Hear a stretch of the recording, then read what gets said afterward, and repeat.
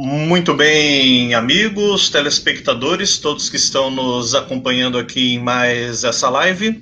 Eu, em parceria com Guilherme de Almeida Soares, e hoje entrevistando aqui duas especialistas, né, na área da saúde, doutora Ana Carolina Leite Hernandes, pediatra, e doutora Tânia Bontempo, biomédica, também conhecida como minha mãe, para nos debruçarmos, né, falarmos um pouco, levarmos aqui alguns assuntos referentes a essa doença, né, que está abalando o 2020 e sabe-se lá como será nos próximos anos, né? De qualquer forma, agradeço aí a presença novamente das duas, né? E já passo também a bola para o Gui fazer aí a devida introdução. Boa tarde, porque ser boa tarde para boa noite para quem nos está assistindo agora. Bom dia, boa tarde, boa noite para quem vai nos assistir futuramente a live, pois estará gravada. É um prazer estar aqui discutindo um assunto que é atual e que agora pauta basicamente tudo, né? Então acho que a gente já pode começar a entrevista. Eu queria fazer uma pergunta para as duas. A gente está com o Brasil está com mais de 100 mil mortos e um número assustador, acho que passou de 3 milhões, né, de infectados. A gente tem uma curva que não achata, né, que diferentemente do que a dinâmica que aconteceu em outros países. Ou seja, se tiver a luta contra o Covid, eu diria que a gente está perdendo essa luta, né? E como que a gente faz para reverter esse jogo, na opinião de vocês duas? Você ou eu, Tânia? Pode começar, doutora Ana Carolina. Eu acho, a gente estava até aqui no backstage comentando, mas eu acho que a gente chegou num ponto que realmente, para a gente reverter isso, a gente precisa que as pessoas tenham um pouco mais de consciência individual. A princípio, a minha ideia, quando se propõe um lockdown, por exemplo, no começo de uma pandemia, é um lockdown mesmo, né? E a gente comentou que isso, na verdade, não aconteceu no Brasil. A gente atingiu, no máximo, 50% aí de gente em casa. Muitas vezes a gente não batia aí os níveis acima de 70%, 80% que um lockdown requer. E nesse período de lockdown, a gente precisaria ter, sobretudo, um investimento, na minha visão, maciço em educação comportamental para a pandemia, porque certamente para a nossa cultura e para a nossa sociedade, em que as pessoas tendem a viverem aglomerados, seja porque não tem condições socioeconômicas de viverem de outra forma, seja porque a gente é uma cultura muito expansiva, é uma mudança de hábito absurda. É muito diferente de você pensar, por exemplo, num país da Europa que as pessoas já são mais distantes, cada um tem sua vida, sua individualidade, você fala, fica em casa. Aqui a pessoa já não fica. E a gente ainda lida com índices, né, educacionais, assim, de compreensão mesmo, né, às vezes delicados. Então, a gente tinha que ter um investimento, na minha visão, maciço de mídias sociais mesmo, assim, televisivas, que ficasse de tempos em tempos jogando a necessidade da gente se policiar em termos de comportamento. Então, as pessoas, a gente ainda vê hoje, passado tanto tempo de pandemia, as pessoas, por exemplo, não precisam da máscara, idiota, não vou usar máscara. Não precisa de distanciamento social, a pessoa vai numa fila, ela está colada atrás de você na fila. Não precisa. Então, assim, a gente não conseguiu utilizar esse período todo para introjetar em cada um mudanças mínimas de comportamento e respeito pelo próximo. Então, acho que, na verdade, eu não vejo muito mais, num país em que a gente tem liderança tão discrepantes em termos de informação para a população, então a gente já não consegue falar a mesma língua, as pessoas teriam que, por si só, entenderem que elas têm que circular o mínimo possível, que elas têm acesso a outras coisas, que quando circulassem, elas têm que ter um cuidado absoluto, e especialmente, isso é muito difícil, gente, a gente fala isso para todas as nossas equipes de trabalho, e mesmo assim, às vezes falha, entender que, assim, estou espirrando, fico em casa. Mas é uma dorzinha de garganta. Eu escuto gente que me escuta falando isso todo dia e fala assim, não, mas não é nada. Aí eu falo, não, mas você não pode sair para trabalhar, porque não é nada, mas o não é nada pode ser. Então, o que eu acho é que realmente a gente está num momento em que, se a gente for pensar em coletivo, em lideranças políticas, em que as brigas aí são tão grandes, a gente talvez não atinja nada. E eu não sei como conseguir uma consciência de respeito individual em que cada um conseguisse entender que, se fizer a sua parte, parar por si, pela sua família e pelo próximo, e que não custa. Então, acho que, na verdade, o momento é da gente tentar investir em divulgar a necessidade de cada um pensar menos que está abrindo a sociedade, porque a hora que você começa a falar que está abrindo a economia, abrindo o comércio, abrindo, as pessoas acham que passou, mas, na verdade, não passou, e pode piorar. Então, acho que a única maneira seria a gente conseguir ter uma consciência social que viesse do individual, que conseguisse fazer cada um contribuir adequadamente para que as medidas funcionassem, porque elas realmente funcionam, especialmente se forem em conjunto.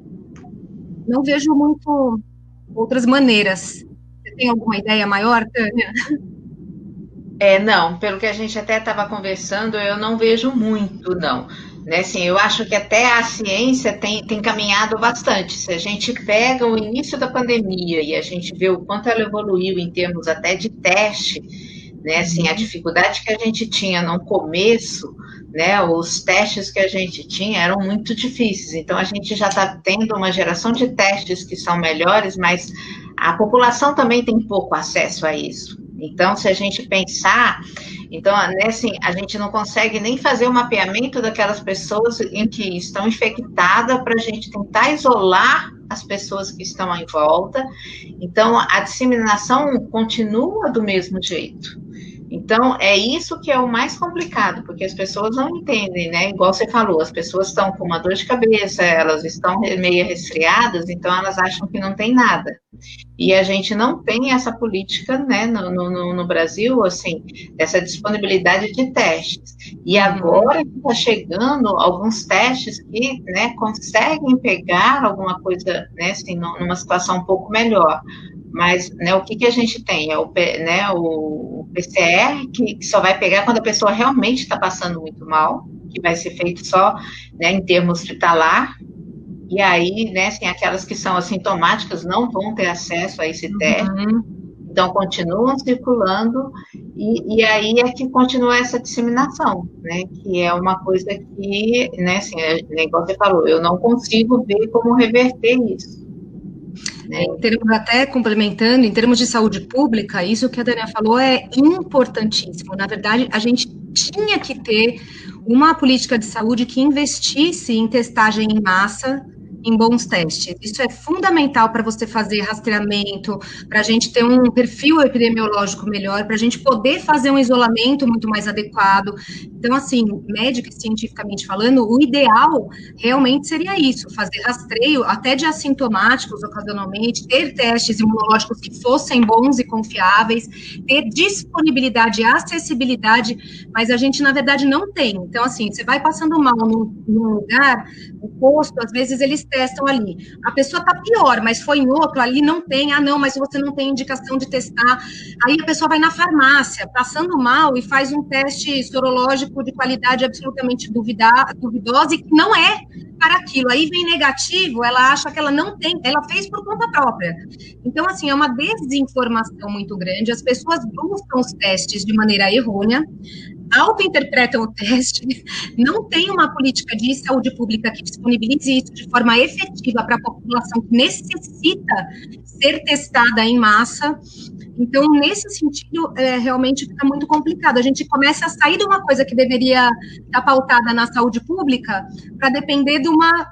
É um contrassenso, assim, né? A saúde pública deveria fornecer isso.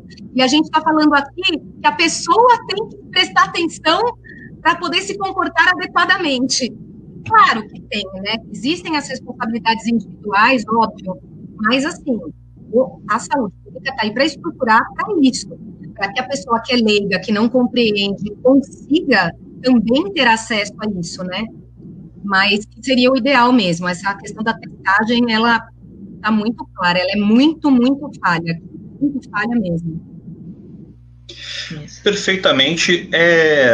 Na análise de ambas, né, do ponto de vista digamos assim, estrago causado até o momento pela doença, né, pela Covid-19 provocada por esse novo coronavírus, na avaliação de vocês, chegou nas expectativas, superou as expectativas ou ainda não é tudo isso?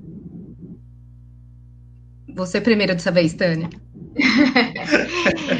Olha, na minha opinião, eu acho que os números, a gente, né, assim, se a gente for parar para pensar em termos assim, reais, a gente não tem um número exato da quantidade de pessoas infectadas. Se a gente começa a olhar a pandemia desde o início, a gente teve uma subnotificação muito grande no início. Naquele início, quando teve né, assim, aquele trauma político ali, né, assim, eu não sei se vocês se recordam que a gente tinha, não sei, né, mais de 11 mil testes para serem testados, né, de pessoas que estavam, e de repente aqueles, né, assim, que iam só podoflutos, né, que a gente nem tinha testes rápidos, não tinha nada. E a gente sabe que a estabilidade da amostra não passava de 7 dias, as amostras tinham que estar refrigeradas. Então, com certeza, aquela primeira leva, 11 mil testes, aquilo lá, com certeza, foi desprezado, não foi feito. Então, a gente começa por aí, que, assim, naquele primeiro instante, a gente já nem tinha a quantidade exata de amostra, e isso eram amostras que vinham, assim, do Brasil inteiro, que eram todas encaminhada para o Adolfo Lutz, então a gente não tinha, né, assim, várias pessoas que foram a óbito que não conseguiam nem ter sido testadas naquele momento. Então a gente não tem uma dimensão exata de como foi o início dessa pandemia, né, né, assim, e quando começou a se fazer a notificação, olhando pelo lado, assim, do meu trabalho, eu vi que, né, assim, começou a fazer a notificação pelo ESUS, então, quando você não tinha um dado para fazer a notificação no sistema, eles, né, assim, primeiro começou fazendo a notificação via e-mail. Quando começou muitas notificações, eles não conseguiram dar conta, aí parou. Então, assim, ficou um tempo que não chegava a notificação, porque voltava os e-mails. Então, aí você vai computando tudo isso nesse meio desse processo. Depois, as notificações eram por via online. Se você não tinha um dado, vamos supor, o início dos sintomas, então o paciente chegava para fazer alguma coisa, você não tinha um dado, não era computada aquela notificação. Então, eu acho que no meio desse caminho, a gente perdeu muito dado. Então, né, assim, eu acredito que o estrago é bem maior do que esse que a gente... Então, assim, não sei se atualmente existe já um controle melhor desses dados. Porque se a gente parar, quanto tempo a gente está sem o ministro da Saúde? Então, assim, alguém que está ali, que está direcionando, tudo bem, pode ter o secretário da Saúde, alguma coisa, mas assim, quem é o nosso representante legal da saúde que está lá dando todas as coordenadas, né? Alguém que assuma a pasta e que faça todo esse papel.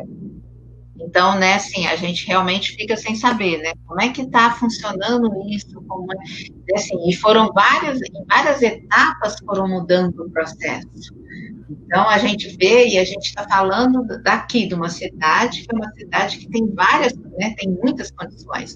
Agora, você pega essas outras cidades todas no Brasil inteiro, como que foi funcionando todas essas notificações? Né? No começo, como foram enviadas essas amostras, elas chegaram adequadamente até chegar lá em São Paulo, na Adolfo Lutz, né, ou no Rio mesmo, porque ela tem uma estabilidade, ela perdeu. Então, quantas amostras foram diagnosticadas como negativas? Porque provavelmente você perdeu a qualidade da amostra. Então, eu acho que a gente tem um número, né, assim, uma subnotificação muito grande, eu acredito, assim, pela avaliação, se você pensar em termos de qualidade de todo o processo, né, quando você pensa no transporte da amostra, no realizar a coleta dessa amostra adequadamente, né, fazer a notificação também. Então, eu acho que a gente não tem, eu acho que o Brasil não tem um número real do que realmente a gente tenha de número de pessoas realmente contaminadas pelo... Eu concordo plenamente com a Tânia, e eu ainda vou além. Na verdade, eu acho que, assim, o estrago é muito maior do que aparece em vários aspectos, porque nessa questão numérica epidemiológica, é indiscutível, concordo plenamente. Acho que a gente teve uma subnotificação enorme, uma indisponibilidade de testagem no começo enorme, que ainda também não está resolvida, que nem a gente falou.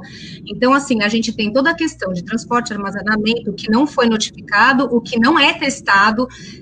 Nas crianças, especialmente a faixa etária pediátrica, pouquíssimas crianças são testadas. Os quadros são leves, eles ficam em casa, a gente acaba fazendo diagnóstico, muitas vezes porque os familiares pegaram, elas tiveram um quadro clínico, mas acabaram também não testando. Então, assim, acho que tem toda a questão da subnotificação que ampliaria os números reais aí que a gente tem. Por outro lado, acho que o estrago ainda é maior, até assim, se a gente considerar em números absolutos de indivíduos testados, qual é a grande importância disso? A gente saber realmente o número de quem ficou doente ou não, e, sobretudo, uma das coisas que tem entrado aí em pauta, se a gente consegue, em qual momento conseguiríamos a chamada imunidade de rebanho. Na verdade, eu vejo muitas pessoas falando, não, mas a gente já deve estar chegando nesse estágio porque todo mundo pegou. Não, a gente não está. É que fique claro para a população que uma imunidade de rebanho, ela requer que mais de 70, 80, 90% da população ou seja vacinada ou tenha doença, e ela significa que todo mundo tem uma imunidade tão grande que aquele vírus, no caso, né, ele não consegue entrar mais no meio ambiente e causar doença. Não adianta 1/3 da população ter pego. Você não tem imunidade de rebanho, a não ser que seja uma comunidade específica, todo mundo teve. Mas é necessário que a gente tenha uma porcentagem muito alta, realmente, de imunidade para ter uma imunidade de rebanho. Nada nos faz pensar nisso. Então, a princípio, eu acho que a gente ainda tem aí ondas, né, para vir, ou não sei se a gente vai funcionar como o resto do mundo em segunda onda, ou se teremos uma manutenção constante e persistente aí da mesma onda, mas eu acho que nesse sentido numérico, a tendência é que a gente consiga fazer cada vez mais diagnóstico, o que é bom. Então, o número populacional ser muito alto, ele não é propriamente ruim. As expectativas, por exemplo, logo quando começou a pandemia na Alemanha, a Merkel falava, olha, a gente espera que 70% da população se contamine. É um vírus altamente contaminante, infectante, né, que se dissemina com muita facilidade, mas, então, o índice de contaminação se espera que seja grande. Qual é a grande questão que eu vejo que é a maior crítica que eu faço? É que esses estragos, eles vêm em inúmeros outros aspectos, além da saúde, da doença Covid propriamente, para muito além. Então, eles trazem estragos gigantescos em termos de saúde emocional e de saúde socioeconômica. E por quê? Sobretudo porque, na verdade, assim, pessoalmente, eu creio que a gente pecou muito na organização da pandemia desde o seu início. A gente teve a possibilidade de ver a pandemia acontecendo nas mais diversas partes do mundo e a gente não se organizou para quando ela chegasse aqui, por exemplo, a gente ter 10 vezes mais teste do que tínhamos. Sendo que o povo saiu comprando 400 mil respiradores, né, com suas devidas desvios de verba, enfim, não sei por quanto de preço, poderiam ter investido em testes, poderiam ter investido em informação, por exemplo, para os comércios, comecem a se organizar para fazerem atendimentos virtuais, então as pessoas demoraram, as próprias escolas, comércio, é tudo, elas demoraram para se organizar por uma coisa que a gente já via que estava acontecendo, a gente já sabia que ia precisar. Então, na verdade, o que aconteceu? Politicamente, as nossas lideranças subestimaram o tamanho do problema, vendo o tamanho do problema no mundo. E aí o problema se desdobrou de uma maneira infinitamente maior do que a gente poderia. Então, a gente poderia ter feito um lockdown mais efetivo no começo, tem que ser bem no começo, não adianta estar todo mundo infectado e falar em lockdown. Tem que fazer um lockdown para diminuir mesmo a propagação, então tem que ser bem no começo. Nesse período, a gente já deveria ter investido em informações para as escolas se organizarem para as aulas virtuais, para os comércios, fornecedores de alimentos, restaurantes que fecharam. Então, as pessoas quebraram, perderam os empregos. Ou seja, com a desorganização de tudo, com a falta de teste, com o investimento maciço em si, literalmente pensar em estrutura hospitalar, todas as outras coisas quebraram. A gente tem aí 5 meses de pandemia, as famílias todas dissociadas afetivamente. Eu tenho visto um número absolutamente preocupante, triste, de aumento de quadros psiquiátricos em crianças, síndrome do pânico, incontinência urinária, agressividade, tudo, porque, na verdade, está todo mundo confinado, o que poderia ter sido feito, talvez, por um período menor, não vem. Então, assim, a minha visão pessoal é que o estrago, na verdade, é muito maior do que o notificado para todos os seus aspectos, desde os aspectos realmente de saúde e epidemiológicos até os aspectos socioeconômicos e psicológicos. Acho que a gente conduziu e vem conduzido de uma maneira muito inadequada mesmo, assim, em termos de população. Perfeito. Uma pergunta, eu ia fazer para a Carol, mas a Tânia pode responder também. Muito se discute sobre a questão da cloroquina, né? Mas, assim, pelo que a gente pode andar a pesquisar, assim, existem outras tentativas de gente tentando produzir a cura ou, tipo, amenizar, ou remédios para amenizar o Covid? Por exemplo, eu escutei... Na verdade, por exemplo... eu acho que a busca ela existe incansavelmente, né? Quando a gente tem uma situação de pandemia, acho que a Tânia entende bem, qual é o maior conflito médico, propriamente? O maior conflito é que uma ciência bem desenvolvida, com estudos bem desenvolvidos, obrigatoriamente ela demanda tempo, obrigatoriamente ela vai falhar e obrigatoriamente você vai retestar. E aí a questão é de uma angústia muito, muito grande, e isso para o médico também. O paciente, ele olha, mas para a gente é muito desconfortável você perceber que você tem um paciente sofrendo com uma doença e ficar olhando e falar, infelizmente a ciência ainda não me falou o que eu posso te dar, porque eu não tenho dados para isso. E realmente, por outro lado, é uma questão na qual você corre contra o tempo. Porque também não adianta eu esperar 3 anos a ciência me dizer qual é o melhor remédio, se a pandemia já vai ter passado 1 ano e meio e matado, não sei. Então, o que acontece? Os mais acadêmicos têm que fazer isso mesmo, testar e tal. Por outro lado, é comum na ciência, numa situação dessa de desconhecido, que se faça, pegue-se o que tem de conhecido e comece se testando por aí. Então, a cloroquina, ela é uma substância que existe já desde décadas atrás, e ela sempre, em quase todas as pandemias virais, como in vitro ela tem essa ação, ela começa a ser testada. Assim como outras coisas. Então, foi testado, né, estão sendo utilizados medicamentos aí anti-HIV na tentativa de reduzir tempo de internação, não curam. Citaram a ivermectina, o Anita, que é um vermífugo, né, a nitazoxanida, a própria azitromicina, falam-se em vitaminas. O que a gente sabe? As vitaminas, a gente sabe que a carência delas, ela é ruim para o sistema imunológico de forma geral. Você é normal, você não está mais protegido que os outros, você está na condição do saudável, vai? Claro que o indivíduo não saudável, ele é mais vulnerável, o saudável não. Todos esses outros medicamentos, a base dos estudos deles são in vitro. E o problema é que a hora que você vai dar aquilo para o ser humano, eu costumo exemplificar para os meus pacientes dizendo assim, pega um vírus e enfia num potinho de remédio. Ele morreu. Agora pega o potinho de remédio e joga numa piscina de sangue, de outras coisas. Então, mais ou menos isso. Eu pego o remédio e jogo num indivíduo, uma carga viral que a gente nem sempre consegue estimar, e aí quanto de remédio tem que dar, em que dose, vai funcionar ou não, e aí a gente começa a ter os problemas com eventos adversos, né, com reações. Então, assim, a cloroquina continua sendo utilizada de diversas formas, seja cientificamente não recomendada, mas a gente sabe que ainda é utilizada. Existem profissionais que se sentem mais à vontade com a medicação, que trabalharam malária, enfim, outras doenças, mas especificamente, por exemplo, eu não tenho dados de estudo que me justifiquem estar recomendando aquilo, não é uma coisa que na minha área especificamente a gente usa muito.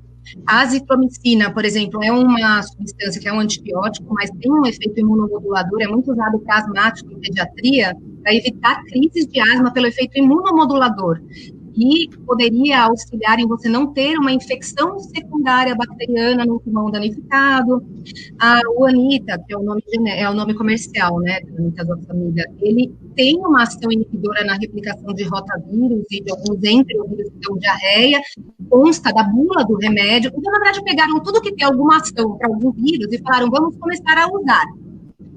Como a gente vê isso? Claro, quanto menos evento adverso tem, mais seguro é o medicamento. Eu acho que cada médico, individualmente, tem a sua autonomia de olhar para o seu paciente, com o qual ele estabelece uma relação de confiança e conduzir a sua escolha de diferentes maneiras, de acordo com diferentes situações. Mas isso não é uma recomendação que possa ser generalizada populacionalmente. A gente não pode chegar numa televisão, numa mídia e falar, não, gente, então agora todo mundo usa tal coisa indiscriminadamente. O que a gente sabe é que nessas afrontas aí, os estudos randomizados, duplo cego, todos bem padronizados cientificamente, ainda não conseguiram nos dar uma droga específica. A maior parte deles tenta criar algumas associações que trazem benefícios no sentido de diminuir a gravidade ou, principalmente, diminuir o tempo de internação do paciente. As correntes, de forma geral, extraoficiais, elas acabam se utilizando dos chamados estudos observacionais. O que é isso? O prefeito médico da cidade tal resolveu usar o protocolo X. E aí ele disse que ele teve um ótimo resultado populacional dele. E te mostra um número lindo e maravilhoso. Qual é o estudo? Mas se ele não tivesse feito nada para aquela população, ele teria tido o mesmo resultado? Não sei. Ele não dividiu a população em dois e falou, vou fazer isso com uma parte, isso com outra, vamos comparar quem evoluiu melhor. Ele fez para todo mundo e viu uma resposta. A resposta satisfatória ele continua fazendo. Então, é mais ou menos isso que a gente tem hoje. Temos muitos medicamentos, muito teste. Acredito que haja um investimento enorme em se descobrir uma cura específica. Talvez só esteja perdendo esse investimento do investimento em vacina. Mas eu vejo como, sim, uma possibilidade que se usem associações de medicamentos já conhecidos, especialmente na tentativa de diminuir gravidade e tempo de internação. De trazer cura mesmo, eu cientificamente desconheço alguma coisa que seja realmente recomendada e desenvolvida especificamente para a Covid. O que eu tenho, né, o que eu li ultimamente, que eu achei super interessante, foi um protocolo, assim, até da Itália, né, que eles comentando que após esse período todo de pandemia, então, né, assim, algumas coisas, né, os médicos foram aprendendo, porque era uma coisa muito desconhecida, e que agora eles já começam a ter algumas noções, né, assim, eles dizendo que o vírus em si, ele já não é mais, como eles falavam assim, é uma pneumonia, porque logo que começou a gente só pensava em pneumonia. Então, hoje eles veem que, né, assim, tem alguma coisa a ver com, né, com o problema de coagulação. Então, né, assim, tem algumas coisas que eles estão dando, né, assim, heparina, alguma coisa para, né, assim, evitar esse processo de coagulação. Então, né, vem surgindo algumas coisas paliativas, né, assim, que você ajuda no tratamento, né, assim, para não deixar com que o paciente tenha esse problema da falta de ar, que, né, não é só o respirador que vai ser, né, quem vai trazer a cura do Covid, né.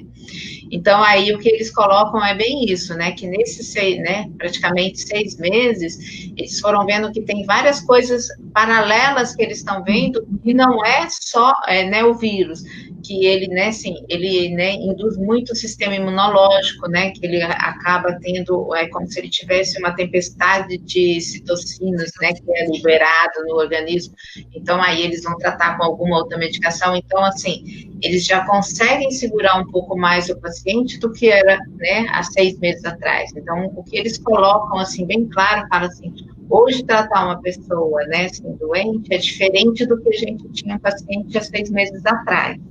Não tem nenhuma coisa de cura, mas eles conseguem ver um olhar com uma perspectiva um pouquinho melhor, porque eles conseguiram perceber algumas coisas diferentes.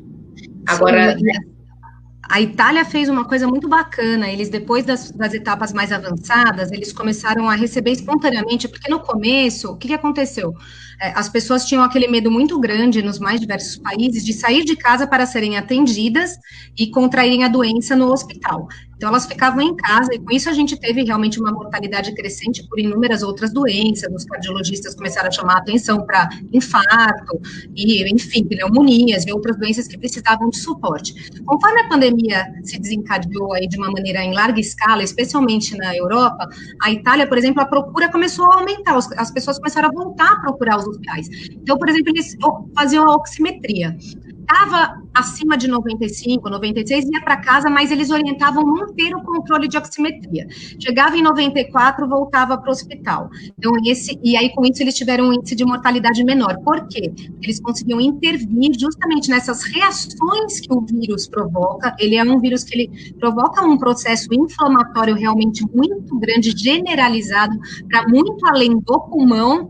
Então, aí consegue se atuar, que nem a Tânia falou, em cada situação específica inflamatória que ele provoca. Então, aqueles que têm uma tendência à cardiopatia maior ou a distúrbios de coagulação, aí a gente já tem um tipo de conduta, ou se usa um anticoagulante, alguns uso de corticoide, que também foi divulgado, especialmente em casos avançados. Por quê?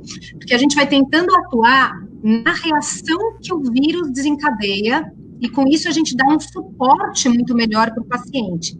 Isso tem avançado muito na pandemia, porque a compreensão da doença evolui muito, então a gente consegue interferir de uma maneira bem mais significativa. Mas nada que vá lá e mata o bichinho, não mata nada. O bichinho continua lá. Tem muitos protocolos, a gente acaba seguindo, tanto no lado científico como nos outros, enfim, mas muitos protocolos, por exemplo, que propõem, essa é uma grande polêmica no meio médico, de crítica, então a gente fala com cautela, mas de alguns grupos que propõem tratamento precoce para Covid, como recentemente a gente teve aí um noticiário em larga escala, né, e tem sido adotado em cada vez mais estados e cidades e municípios. Mas a ideia, basicamente, desses protocolos, uma vez que você conseguir entender melhor como a doença se desencadeia, a gente entendeu o que a gente poderia usar em cada etapa da doença de forma a controlar melhor os sintomas. Então, quando você coloca esse tratamento precoce, a ideia é a seguinte: eu tive um contato com alguém contaminado, possivelmente eu me contaminei. Ao invés de eu esperar eu ter uma grande replicação viral e me tornar possivelmente sintomático, vou tentar interferir nisso antes. Ou eu estou logo no início da doença, eu vou tentar utilizar desses medicamentos que agem de uma maneira, talvez, da replicação viral, para ver se eu tenho um resultado. Esse ainda é o mais controverso. Agora, a associação de medicamentos gerais que controlam as consequências do vírus no corpo, isso, na verdade, está cada vez sendo melhor estabelecido e tem que ser utilizado mesmo. A gente já tem uma noção dessas respostas inflamatórias nos mais diversos órgãos. Uma vez que você tenha coisas específicas para controlar essa resposta, isso é muito bem associado e isso já tem sido realmente utilizado. Claro que especialmente em ambientes de monitoração, mais hospitalares, mais monitoração, isso é o mais importante. O paciente, ele muitas vezes escuta isso que a gente está falando, então ele faz uma listinha com todos os nomes de remédio que eu falei aqui, e aí ele vai na farmácia e compra e faz um estoque na casa dele, porque se ele precisa, ele vai lá e lança a mão daquilo. Terrível. Ele não foi examinado, não se sabe a condição clínica dele, não se sabe qual está sendo a resposta inflamatória que ele tem, não se sabe a dose do remédio, a forma que ele tem que usar, e, sobretudo, como não é uma medicação específica, muitas vezes acaba, então, assim, eu vou usar preventivamente o protocolo tal. A resposta que eu dou para os meus pacientes é por quanto tempo? Você vai usar preventivamente por quanto tempo? Já faz 5 meses. Vai ficar 1 ano tomando um negócio a cada 15 dias, mas não tem problema, não tem problema, mas é um remédio que a gente toma no máximo 2 vezes por ano. Então, você vai tomar ele a cada 15 dias eternamente? Peraí, não tem problema ou não estudaram o problema? Porque ninguém usa a medicação dessa forma. Então, eu acho que a gente tem a angústia em querer ter uma cura, querer ter um resultado rápido, ela, sem dúvida nenhuma, eu digo que o medo, ele é o maior inimigo da racionalidade. Coisa da tolerância, do respeito ao próximo, é balela. Na hora que você acha que você está numa situação de vulnerabilidade, de fragilidade, de medo, você passa por cima do outro, você empurra a grávida da escada porque ela vai pegar a tua vacina de gripe, não sei de onde. Não existe tolerância e respeito. A pessoa, ou ela tem aquilo como um valor pessoal, ou ela desvela. Então, as pessoas fazem estoques farmacêuticos de medicamentos, se automedicam de maneira errônea, na esperança de conseguir uma cura que, especificamente, de fato, ainda não existe. E com isso, sem dúvida, ela se expõe a riscos como qualquer medicamento e qualquer autotratamento.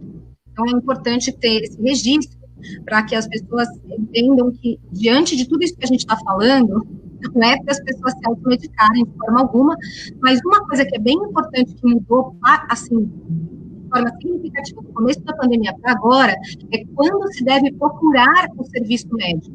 Realmente, no começo, a gente lançou aquela campanha do Fique em Casa. Não saia, né, porque você vai estar exposto e contamina outras pessoas. Hoje, o que mudou de forma bem radical é que a gente sabe que quanto antes a gente consegue intervir nesse paciente melhor, ou monitorar, ou acompanhar, né, fazer sinais de acompanhamento mesmo, E a percepção de doença na COVID, muitas vezes, ela não é adequada, especialmente nessa questão da falta de ar. Então, o que a gente tem percebido é que o paciente, quando ele percebe a falta de ar, muitas vezes a lesão pulmonar é muito vasta, já é mais de 50%, 70%. Pacientes que são assintomáticos do ponto de vista respiratório, com vários com febre, com outras manifestações, mas que não têm a percepção de falta de ar e que são submetidos a uma triagem precoce, terceiro dia, às vezes, do quadro, eles já têm 25% do pulmão, muitas vezes, comprometido, e eles não sentem nada. Tem pacientes que estão oxigenando 80%, eles não têm percepção de falta de ar, a gente já está roxo. Então, hoje, isso foi o que eu percebo em termos assim, foi a maior mudança. Não é para você ficar em casa, é para você não sair para ir no supermercado, para ir trabalhar, para ir fazer nada, porque você está expondo as pessoas a serem contaminadas, mas você deve, sim, procurar o seu médico ou um hospital para que você consiga ser avaliado, submetido a exames, diagnosticado e acompanhado. Eu acho que essa é uma das mensagens mais importantes. Não saia para expor outras pessoas, mas saia para ter uma avaliação adequada. Nessa seara, né, que estamos vivendo, ainda mais com redes sociais, WhatsApp, etc. e tal, em que medida as fake news, né, estão atrapalhando, né? Ajudando não, porque não ajuda, né? Mas em que medida as fake news estão atrapalhando, né? Você primeiro? Ai, especificamente, dá um exemplo de uma fake news.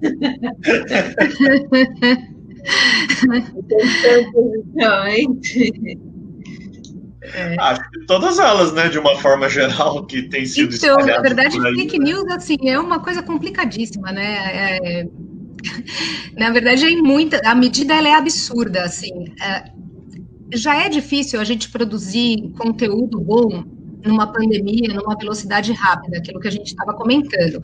Então, até as entidades científicas e revistas científicas, como a gente já viu, chegaram a publicar, a cloroquina é um dos maiores exemplos disso, basicamente, estudos dizendo, nossa, não é ótimo, e depois de um mês, a própria revista renomada falou, desculpa, o estudo não é legal, o estudo foi mal feito, desconsiderem o que a gente publicou.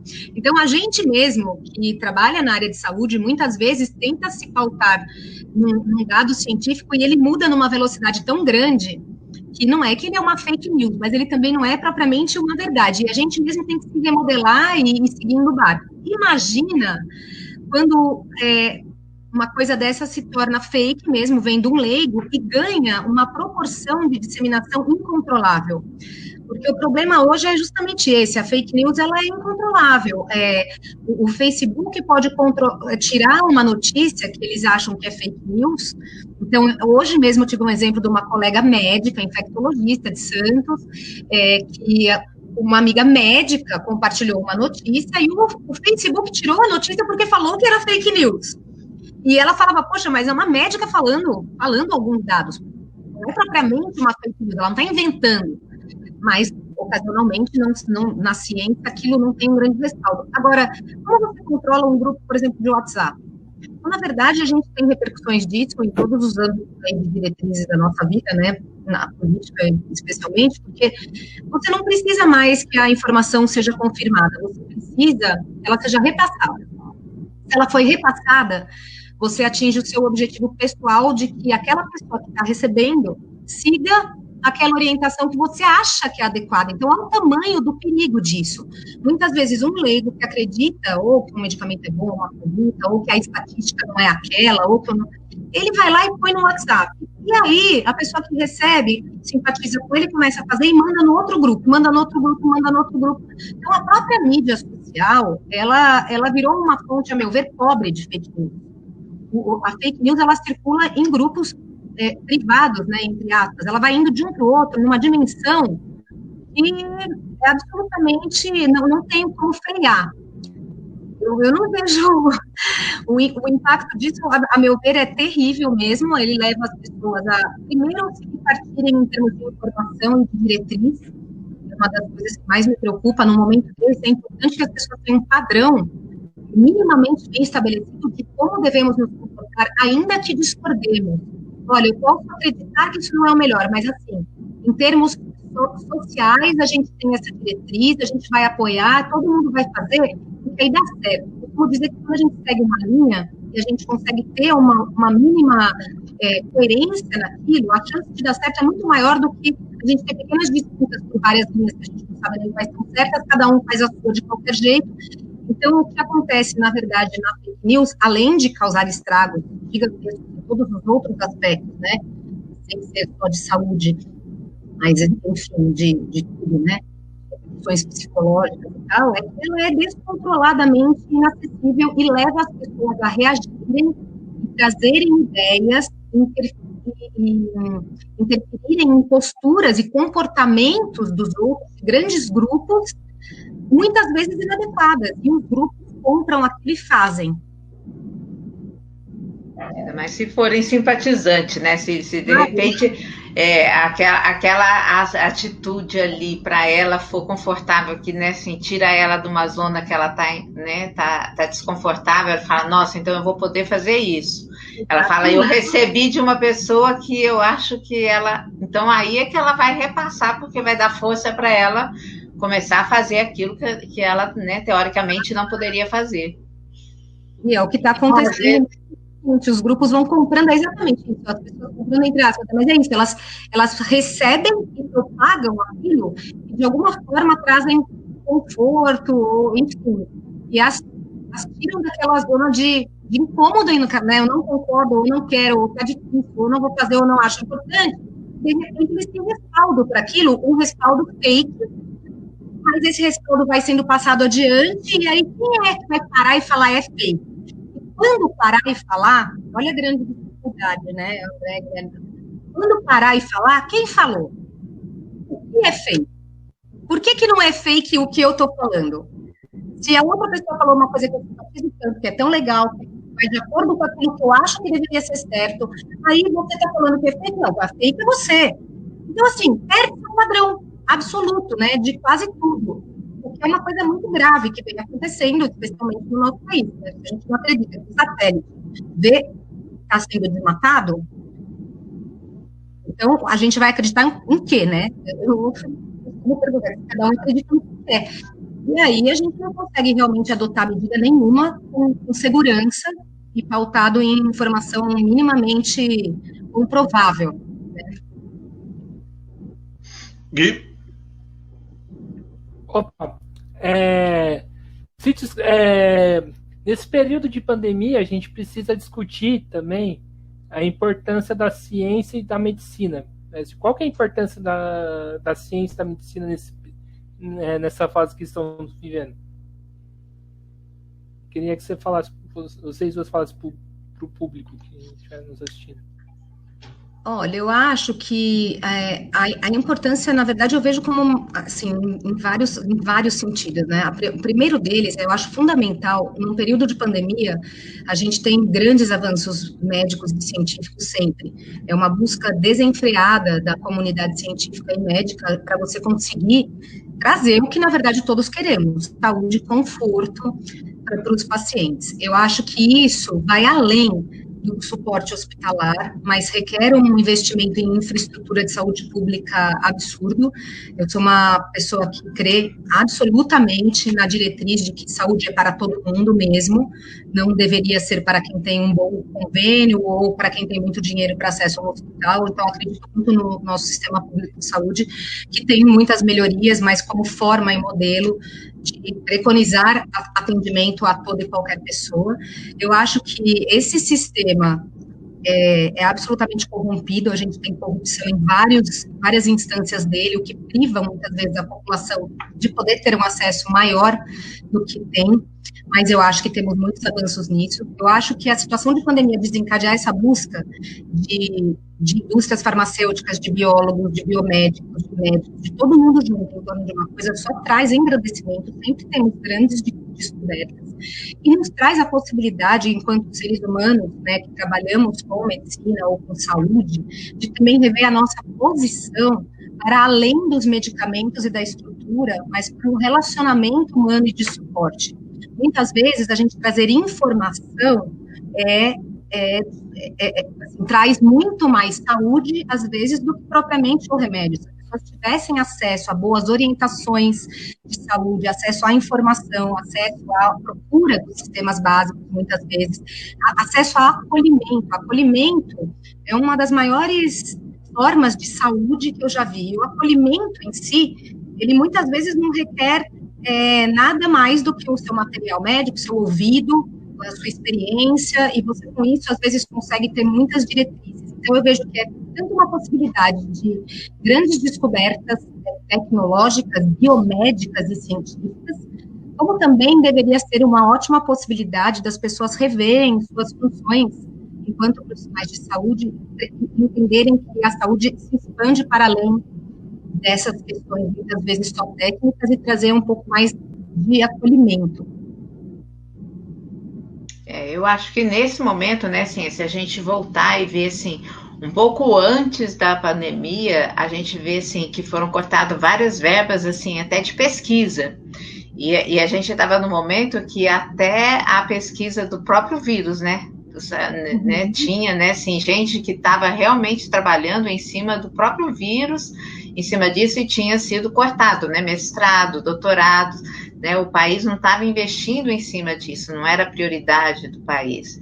Então, assim, o que a gente espera é que, diante disso, dessa pandemia toda que a gente está vivendo, é que se reveja esses valores, ver a importância de que o mundo científico, né, o quanto isso é importante. Então, você vê, assim, pessoas que lutam tanto, né, para conseguir entrar, fazer um doutorado, tá fazendo, e que não tem apoio nenhum do governo, né? Então, né, assim, na hora que ele está ali para, né, assim, conseguindo alguma coisa, né, assim, consegue passar num concurso, tudo, aí ele perde a bolsa. E você vê tantas outras coisas erradas acontecendo no país, e isso que é tão importante, né, assim, que a gente vem numa geração, né, uma geração nova que não está tendo esse apoio. Então, eu não sei agora, né, com tudo isso, com essa pandemia, como vai ser, né, a ação do governo diante disso, né? Eu tenho um certo ceticismo com relação a isso, mas concordo plenamente com você, e tanto em termos de pesquisadores, de bolsas, de tudo, como de instituições científicas, desde USP, Unicamp, assim, vários produtores de ciência em larga escala, sendo muitas vezes banalizados diante das suas conclusões e descobertas, e apoios, e verbas, e informação, que, na verdade, é a partir dessas pessoas e dessas instituições que a gente vai conseguir caminhar e desenvolver coisas. Eu concordo plenamente com você que a pandemia seria uma espetacular oportunidade para que a gente revisse os nossos investimentos de forma geral, né, em educação nas mais diversas áreas, mas especialmente como a gente está falando disso. Eu realmente sou um pouco cética, eu não acho que a gente tenha um governo atualmente que priorize investimentos em educação, seja ela em qualquer área. Então, assim, a gente perde história, a gente perde geografia, a gente perde ciência, perde medicina, bem complicado, assim, mas eu concordo plenamente, inclusive, para um pouco além disso, não uma questão obrigatoriamente só daqui, mas essa ideia de que teríamos uma pandemia, como já tivemos a da gripe H1N1, mas de que teríamos outras, ela é corrente, e de que teremos outras próximas futuras.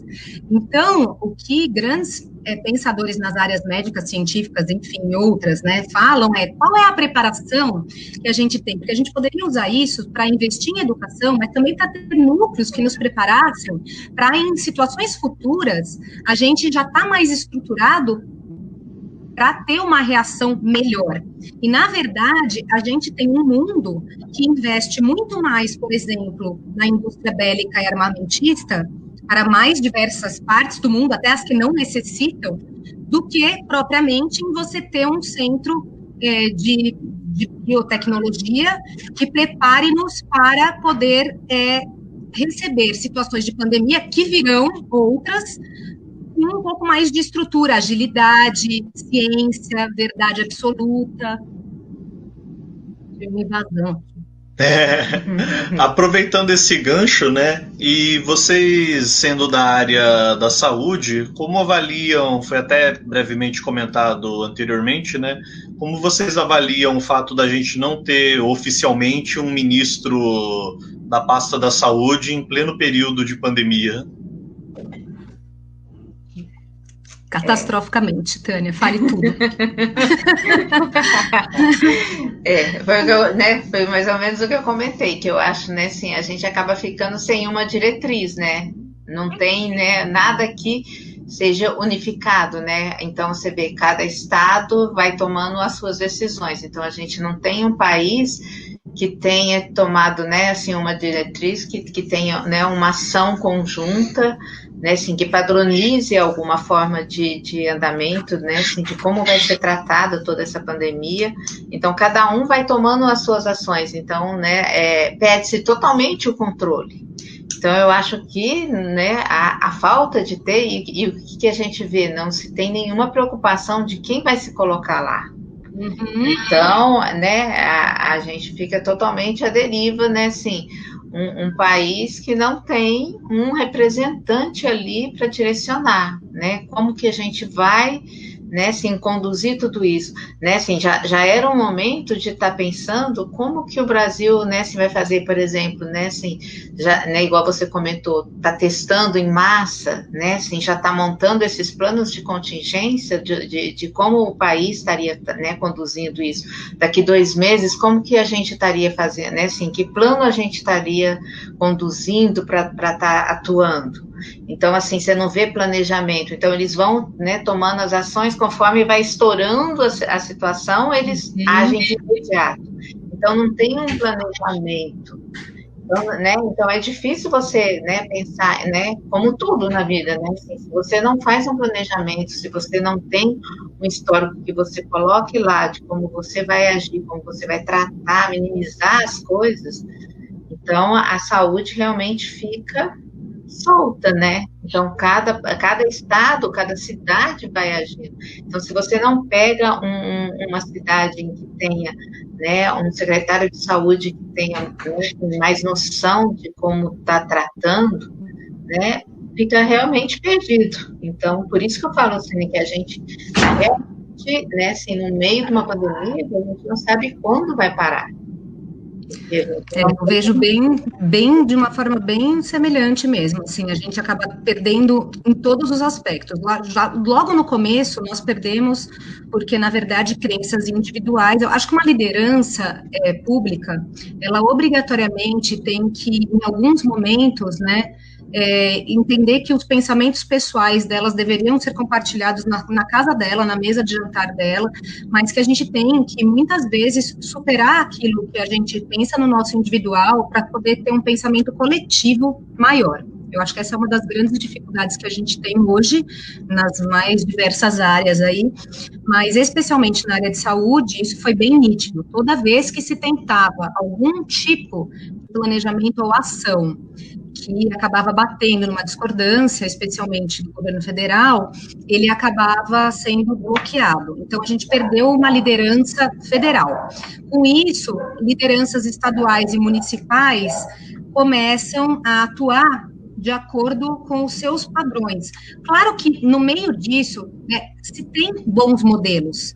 A gente escuta algumas coisas, por exemplo, no Sul, o pessoal fez uma coisa bem legal, eles direcionaram por região, mas a região, ela era determinada pelo hospital. Eles foram reorganizando agrupamento de bairros e regiões por hospitais, uma vez que os hospitais, o problema seriam os hospitais ficarem lotados.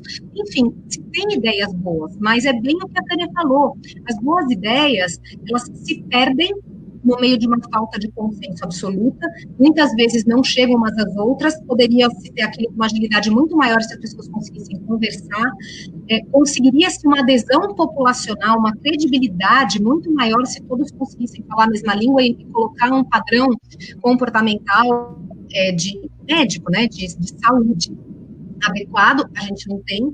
Então, assim, a gente vê os médicos falando para usar máscara, aí a gente vê o líder não usando, falando que não precisa, daí a gente fala que não é para se automedicar, aí a pessoa fala, ou seja, é uma discrepância absurda. Então, na verdade, a gente A gente, como eu falo, é a comunidade de forma geral, a sociedade de forma geral, especialmente leiga, não sabe nem o que seguir, eles acabam seguindo o que intuitivamente é mais confortável e agradável. A gente não consegue saber sequer se a informação que a gente recebe é verdadeira. Olha que grave isso. A gente não sabe se a notificação é a notificação muda o horário da notificação, não faz a notificação no fim de semana, manda a notificação não sei quando. Então, assim, chegou um momento ali, eu que estava tentando fazer algumas coisas com o Covid, eu até parei um bom tempo, porque me perguntava, eu falava, eu não sei nem onde eu me baseio mais. Eu não sei qual informação é confiável. Você começa a buscar de tudo quanto é lugar, porque, na verdade, aqui a gente não consegue ter o mínimo de diretriz adequada. O nosso Ministério da Saúde, com todo respeito, ele não é da saúde, né? Ele é de alguma outra área, talvez militar, como quase todas, que poderia ser efetivamente boa, mas acho que falta muito mérito. Temos muitos profissionais muito capacitados para tratarem esse cargo. A gente tem, uma saúde, na teoria, de modelo assim, invejável internacionalmente. Então, a gente tem muitas instituições, faculdades médicas, enfim, recursos humanos mesmo, que teriam uma liderança, poderiam estar ali dando um bom serviço à comunidade. Não há interesse nisso, porque há uma discrepância enorme entre o que a comunidade científica médica tenta propor e o que a liderança federal quer. Então, na verdade, não teremos, provavelmente, outra situação ministerial, e é um ministério, na minha visão, do fachada, ele está lá para dizer que está, né? Não sei, na verdade, eu nem sei para que está, porque as medidas realmente elas são municipalizadas, estadualizadas e todos perdem. A gente poderia ter uma troca maior, ter programas melhores, mais efetivos, e ter uma adesão populacional a esses programas, com certeza, muito maior do que quando a gente não consegue ter uma liderança pensando no coletivo mais do que pensando nas suas próprias crenças, né? Perfeitamente. E... Opa, não é você que vai perguntar? Não, passando para você aí. Ok, então. Então, uma das questões que estão se discutindo é a questão da vacina, né? Como que está o andamento da vacina? Tem coisa sendo produzida na Rússia, na China, nos Estados Unidos, na Inglaterra? Como está esse andamento da vacina? Como vocês estão enxergando isso? Só um adendo, a minha pergunta seguinte seria até complementando também, pegando o gancho da questão da vacina, né? Porque a gente tem visto até uma certa, como era nos anos 60, a corrida espacial, né? Agora parece que é uma corrida pela vacina. E ao mesmo tempo a gente tem visto gente falando, né, líderes aí mundiais falando que em novembro já vai ter uma vacina pronta, em dezembro já vai ter uma vacina pronta, e a gente que sabe que vacina não é um bolo de fubá, né? Tem toda uma testagem, uma política, um procedimento, né? Você está lidando com vidas, então não é fazer qualquer coisa para falar que é uma vacina e tchau, pronto, tá feito, eu fui o primeiro a produzir uma, né? Então seria, até pegando esse gancho, né, para saber também em que pé está, de fato, a produção de uma vacina, né, e o quanto também pode ser perigoso essa, entre aspas, pressa, né, das comunidades mundiais.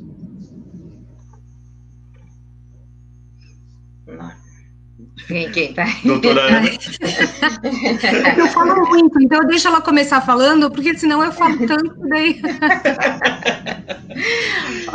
Eu venho acompanhando, mas assim, nem tanto. O que eu, né, assim, o pouco que eu sei das vacinas, né, assim, eu sei que é um período assim bem longo, né? O que a gente sabe é que demora anos para você realmente ter uma vacina né, para você ter todo o período da eficácia da testagem, de você fazer, para você depois verificar se realmente o organismo, né, teve a produção dos anticorpos, tudo, para ver realmente a eficácia disso. Então, essa corrida, eles vêm cortando, até porque eles já basearam numa corrida de uma pré-vacina que ela já estava em andamento. Então, eles já tinham uma base, a partir daí que eles começaram, né, a correr para fazer a vacina do Covid-2. Então, assim, né, eu acho que vem aparecendo alguns encalços aí no meio, né, assim, até eles já estão falando que precisam de 2 doses, porque, né, o sistema imunológico nosso, ele acaba, né, assim, reduzindo, né, o IgG, ele tem uma redução rápida, né, ele acaba logo, né, reduzindo essa imunização dele. Então, eu acho que, né, ultimamente eu não tenho acompanhado muito como é que está nesses últimos tempos nessa corrida, né, assim, porque cada hora vem um e fala, então, né, o que eu sei é que, né, as últimas que eu vi, que era muito rápido, eu falei assim, gente, mas, né, já vem surgindo, falando que, né, que tem outras coisas no caminho, que eu acho, que acredito que seja, né, que vai exigir mais estudos em cima. Eu acho, né, assim, esse tempo de novembro muito curto para se dizer que vai ter realmente uma vacina que você possa realmente estar tomando e dizer assim, não, eu estou protegido, né, eu não tenho muito, né, assim, eu não acredito muito nesse tempo tão curto, né, mas... Na verdade, eu sou uma grande amante de vacinas, né, eles me apresentaram como pediatra, mas eu trabalho com imunização há 20 anos. Então, na verdade, eu acompanho muito, é uma coisa que me perguntam, o pessoal até me manda mensagem, fala, já quero deixar paga a minha vacina para quando chegar. Aí, às vezes, eu até brinco, eu falo, não, eu também quero deixar a minha também, mas assim, na verdade, o que a gente sabe, assim, abreviando, né, para quem nos escuta, é que, assim, de forma geral, uma vacina sempre, tradicionalmente, levava cerca de quase 10 anos para ser bem desenvolvida e distribuída no mercado, o que inclui suas fases de testes, inicialmente in vitro, depois em animais, depois de segurança em ser humano, depois de eficácia, ou seja, ela produz imunidade, depois como essa, né, de imunogenicidade, depois como que essa imunidade persiste ao longo do tempo e quanto ela traz de proteção efetiva, né, no meio. Em situações de pandemia, é comum que muitas vezes, antes da gente ter a resposta final de eficácia, mas tendo-se as outras fases bem documentadas, que a gente adiante o lançamento da vacina. Isso comumente, por exemplo, aconteceu com a vacina meningocócica, né, do tipo C, que foi lançada no Reino Unido diante de uma pandemia meningite C, a vacina era segura, mas ainda não estava em absoluta eficácia, eles falaram, vamos vacinar todo mundo, porque é segura, não tem outra coisa, a gente não sabe como funciona, mas pelo menos é segura, e foi um sucesso. Mas realmente nos chama muita atenção a velocidade de desenvolvimento de tudo isso. Como a Tânia falou, o que aconteceu é que a gente tinha já uma vacina sendo desenvolvida em Oxford por um MERS-CoV, então a gente já tinha uma estrutura de coronavírus sendo implementada numa vacina, e por isso essa foi uma das vacinas que está agora em fase mais adiantada, porque então trocaram apenas o coronavírus, que era um MERS-CoV pelo SARS-CoV-2, e ela está em fase adiantada.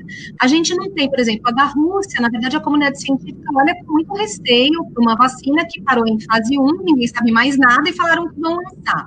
Outro dia me mandaram que no Catar iam vacinar todo mundo em outubro. Me mandaram uma fotinha, uma pessoa que mora lá. Eu falei, não sabemos. O que nós sabemos é que alguns grandes produtores de laboratório, por exemplo, GlaxoSmithKline, Sanofi Pasteur, que são classicamente os maiores produtores de vacina do mundo, se uniram para uma vacina de Covid, né, SARS-CoV-2, e ainda não estão em fase avançada. Sabe que a Pfizer, que é um grande produtor da vacina pneumocócica, por exemplo, trabalha na área, tem uma vacina avançada. Os Estados Unidos parece ter fechado uma compra de 100 milhões de doses para esse ano, 600 milhões para o ano que vem. Essa vacina provavelmente não sairá dos Estados Unidos. A gente sabe que Oxford está em parceria aqui, né, no Brasil, mas acredito eu, dentro da linha que trabalha nosso sistema de imunização, que é uma das referências mundiais, que quando tivermos isso, se protetor para outubro, novembro desse ano, que é improvável, porque ainda que se consiga isso, a gente tem todos os receios de segurança, mas ainda a gente tem que pensar mais, que a gente vai estar entrando no inverno de novo lá. Então, a prioridade não será vacinar o hemisfério sul, vai ser vacinar o hemisfério norte. E ainda diante de todos esses receios, né, as vacinas têm sido liberadas com relação à sua segurança, eventos adversos, alguns mais seguros, mas a gente sabe que pessoas infectadas pelo Covid tiveram uma queda imunológica ou têm apresentado queda de anticorpo após cerca de 2, 3, 4 meses. Essa queda a gente não sabe quando ela chega no nível não protetor. Cair é uma coisa, o nível não protetor é outra. Quando que isso acontece? Não sabemos. A gente sabe que algumas vacinas, elas são tão bem estruturadas para trazer um reconhecimento imunológico maior e para que esse fenômeno da sua queda de anticorpo não acontecer num período curto. Mas como vai acontecer com uma vacina de Covid? Ninguém sabe ainda, porque não tem outra forma de saber que não você acompanhar esses indivíduos, que nem a Tânia mencionou, com dosagens sorológicas e saber quando cai o nível do indivíduo. Não tem jeito de uma semana para na outra semana você obrigatoriamente inferir isso. Então, acho que ainda teremos muitas novidades aí pela frente. A gente tem mais de 136 vacinas. Quando que isso aconteceu na história? 136 vacinas diferentes para a Covid sendo desenvolvidas. Isso é uma coisa absolutamente em tempos recordes. Claro que o avanço da ciência, da tecnologia, algumas coisas permitirão que a vacina chegue num tempo recorde.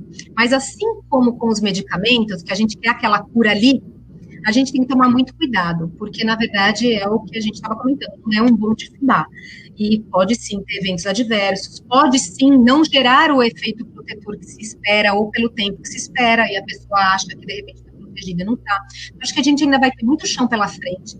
Quando as vacinas chegarem, as em parceria com o governo, provavelmente serão distribuídas para grupos de risco, provavelmente não chegarão na rede privada, que nem se imagina, e com disponibilidade de acesso para todo mundo, porque não haverá vacina suficiente para isso.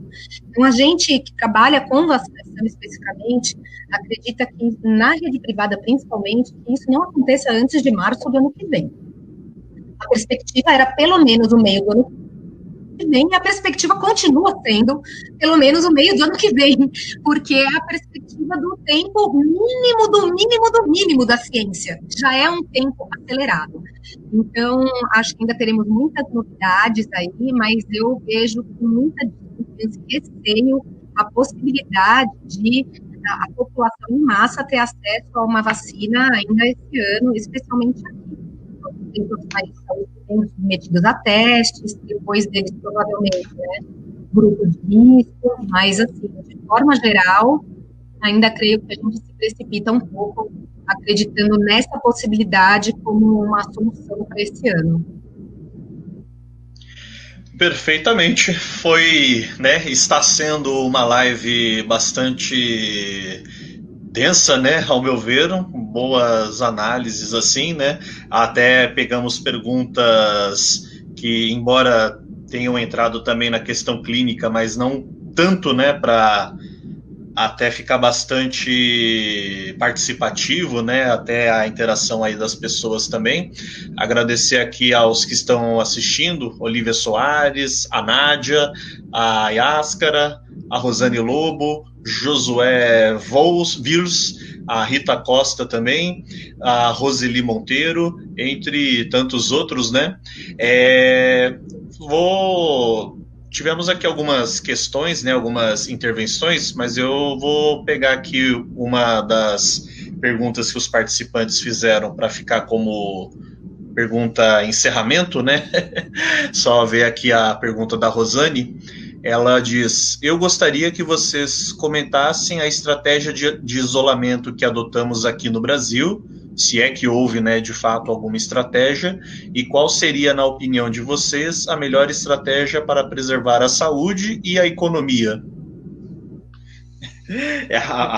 A discussão que tomou o cenário, né? Saúde ou economia, né? Eu não vejo outra saída, a não ser, né, assim, a gente manter, né, assim, o uso da máscara. Eu acho que isso a gente vai levar ainda por muito tempo. Eu acho que quem for consciente e quiser preservar a saúde vai ter que se adaptar ao uso da máscara por muito tempo. E a economia, eu acho que a economia tem que entender que ela vai voltar, sim, e tem que aprender a voltar, assim, num ritmo menor.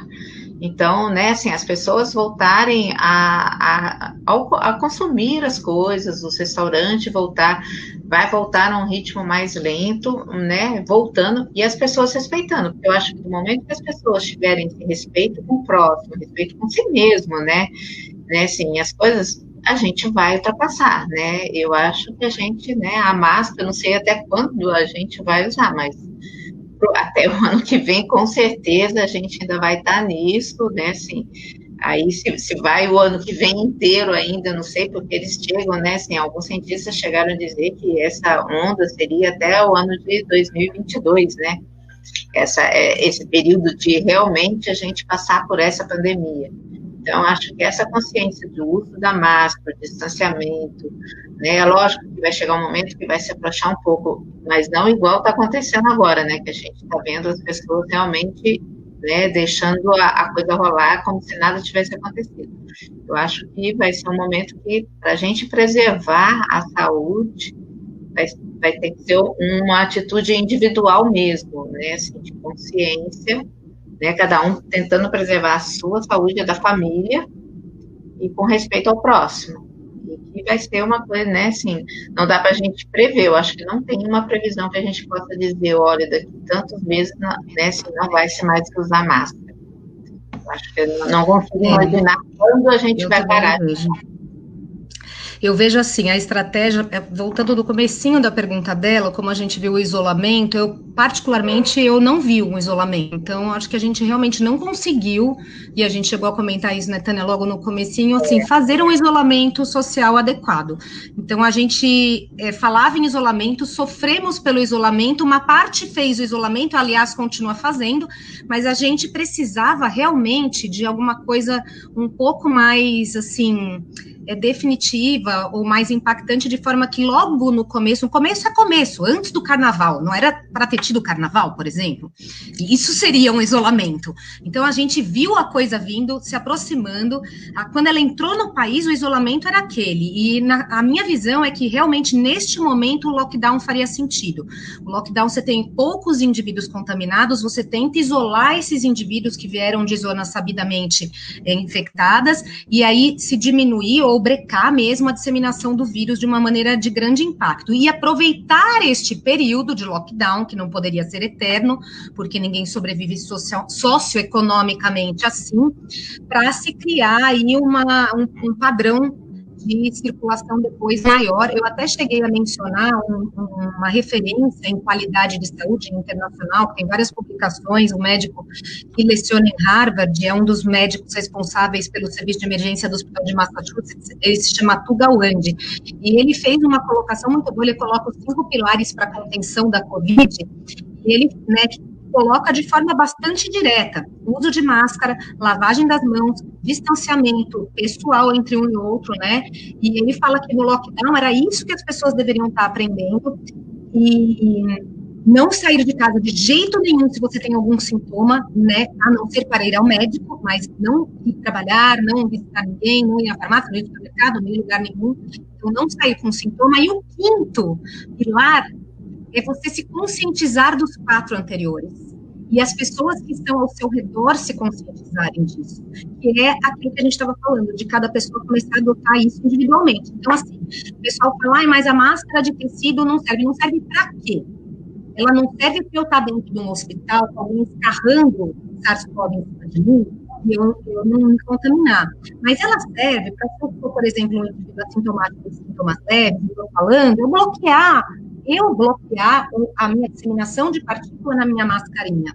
Ela serve para que se o outro tem ali, gente, é uma coisa tão mecânica, me parece assim tão óbvio, eu não consigo entender se um bicho ele vai dispersar sem obstáculos ou se ele vai dispersar numa corrida de obstáculos. É assim, não tem muita dúvida sobre isso. Claro que a gente tem uma limitação também nesse aspecto, que as máscaras ideais seriam todas aquelas que os médicos usam em situações extremas, aquelas máscaras de 95.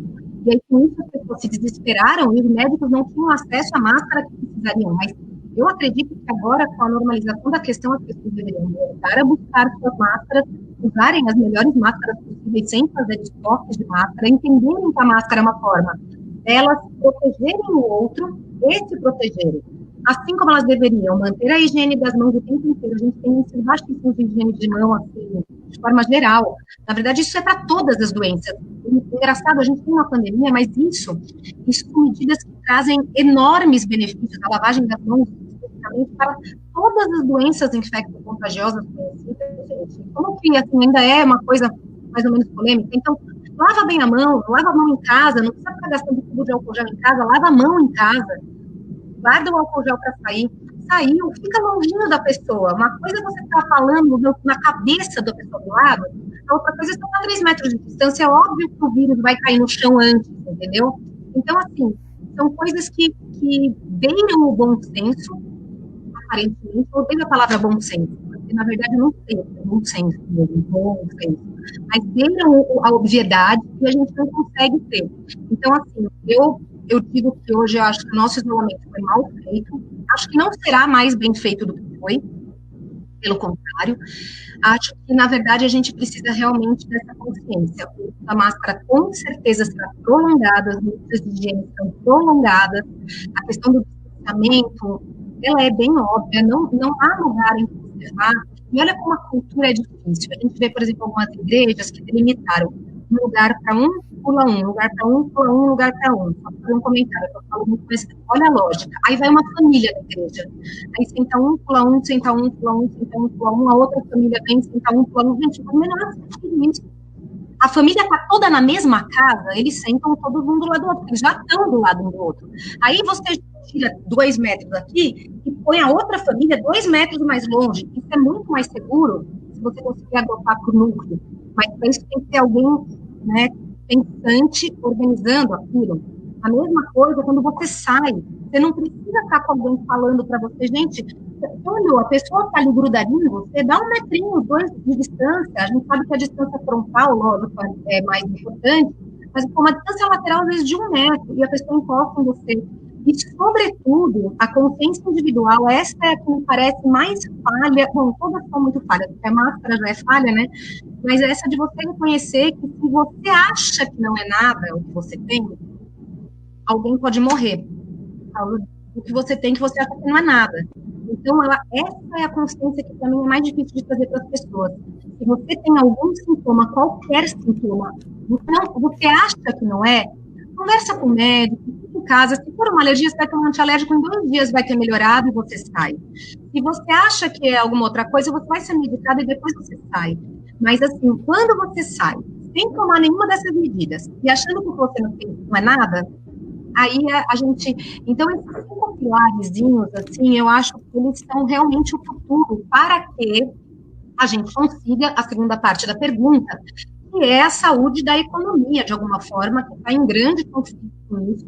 A economia vai ter que se reinventar, eles terão que se utilizar de recursos virtuais para vendas muito maiores do que se utilizava. As pessoas também terão que se reinventar em termos de terem menos renda e consumirem menos inutilidades, talvez, de alguma forma, porque isso também movimenta a economia. Se a economia está quebrando, eu não posso querer consumir tanta futilidade, porque eu não tenho renda para tirar dali.